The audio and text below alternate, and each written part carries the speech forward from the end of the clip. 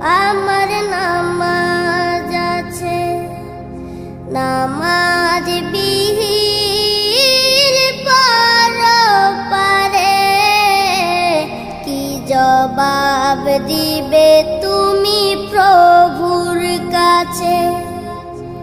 প্রভু